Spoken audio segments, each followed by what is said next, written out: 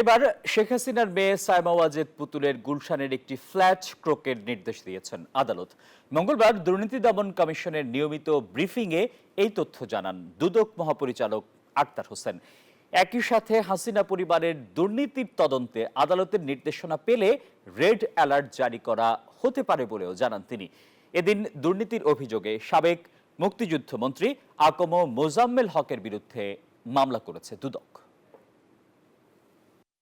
বিশ্ব স্বাস্থ্য সংস্থার দক্ষিণ পূর্ব এশিয়ার আঞ্চলিক পরিচালক সাবেক প্রধানমন্ত্রী শেখ হাসিনার মেয়ে সায়মা ওয়াজেদ পুতুলের সম্পত্তি ক্রোকের নির্দেশ দিয়েছেন আদালত। পুতুলের বিরুদ্ধে থাকা দুর্নীতির অভিযোগ তদন্তে নেমে দুদকের আবেদনের প্রেক্ষিতে গুলশানের করবি ভবনের 203 নম্বর ফ্ল্যাটটি ক্রোকের পাশাপাশি রিসিভার নিয়োগের নির্দেশ দেয় আদালত। এদিকে পুতুলের বিরুদ্ধে পূর্বাচলে প্লট দুর্নীতির মামলায় গ্রেপ্তারি পরোয়ানা জারির পাশাপাশি আদালতের নির্দেশনায় রেড অ্যালার্ট জারি করা হয়।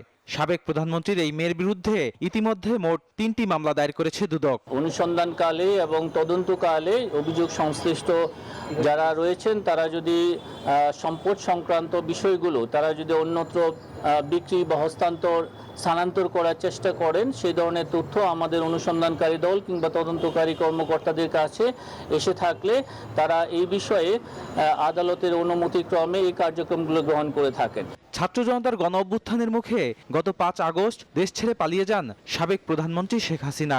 এরপরই শেখ হাসিনা ও বোন রেহানার পরিবারের সদস্যরা দুর্নীতির দায়ে দুদকের মামলায় জড়িয়ে পড়েন।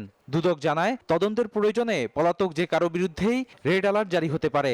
তদন্তের প্রয়োজনে যেই অভিযোগ সংশ্লিষ্ট যাকে মনে করবেন যে তদন্তকারী কর্মকর্তারা যে আইনানুগ প্রক্রিয়া রেড অ্যালার্ট বলেন, সম্পদ জব্দ বলেন, ক্রোক বলেন, অ্যাটাচমেন্ট বলেন, ফ্রিজ বলেন, যা করার প্রয়োজন তাদের স্বাধীনতা, তারা এটা করতে পারবে।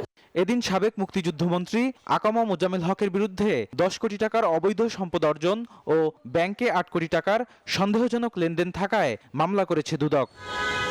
বদরুল আলম শাওন, নিউজ 24, ঢাকা।